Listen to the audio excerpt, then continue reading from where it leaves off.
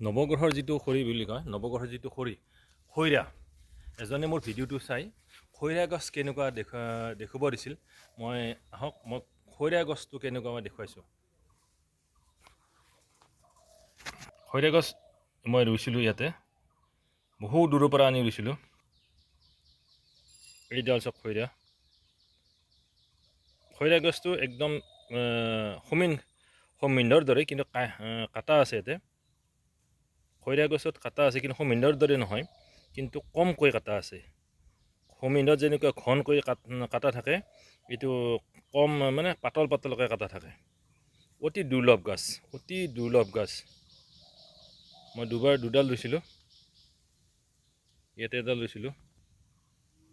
তোৰ পৰা দেখুৱাইছোঁ চাওক, খৈৰা গছ সমিন গছৰ দৰে পাতবিলাক এনেকুৱা, কিন্তু ইয়াতে কাটা থাকে। সমিন গছত যেনেকুৱা মানে ঘন কৰি কাটা থাকে, এই কিন্তু পাতল কাটা, কিন্তু কাটা থাকে। আৰু পাতবিলাক হৈছে একদম সমিন গছৰ দৰে, সমিন গছৰ দৰে পাত। আৰু গছডাল অতি দুৰ্লভ গছ, বহুত দামী গছ। মই আনিছিলোঁ শনকুৰীয়া, নলবাৰী ডিষ্ট্ৰিক্ট শনকুৰীয়া। দলঙৰ পাৰ হৈ যায় অলপ ভিতৰৰ পৰা আনিছোঁ, মানুহ এঘৰৰ পৰাই। মোৰ যিটো ল'ৰাৰ গ্ৰহ পূজা আছিল, তাৰ নামত গ্ৰহ পূজা কৰি যিটো যোগান ধৰিলোঁ, খৈৰা গছ বিচাৰি তাত পালোঁ। তাৰ পৰাই পুলি 3টামান আনি আমাৰ গাঁৱত ৰুই দিছোঁ। এডাল লৈছোঁ।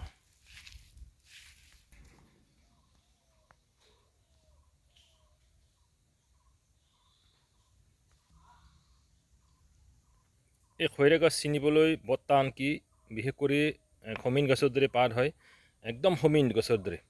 সমিন গছৰ যেনেকৈ ঘন কৰি কাটা থাকে, ইয়াৰ কিন্তু পাতল কাটা থাকে, কিন্তু অতি দুৰ্লভ গছ। এই গছডাল অকল মংগল গ্ৰহতহে ব্যৱহাৰ হয়। মংগল গ্ৰহ পূজাত যদি হোম কৰে আপুনি, মংগল গ্ৰহৰ কায়স্থ হৈছে খৈৰা। এই খৈৰা গছ বহুত টান গছ, অতি দুৰ্লভ গছ, আৰু ইয়াক পাবলৈ বৰ দিগদাৰ, বহুত অসুবিধা হয়। যদি কিবা কাৰণত পায়, নতুবা আপুনি নৱগ্ৰহ মন্দিৰত যাব, তাত খৈৰা বুলি ক'লে তেওঁলোকে দিব। কিবা এটা মূল্য দিব লাগিব, কিন্তু তাৰ পৰা আপুনি সংগ্ৰহ কৰিব পাৰিব।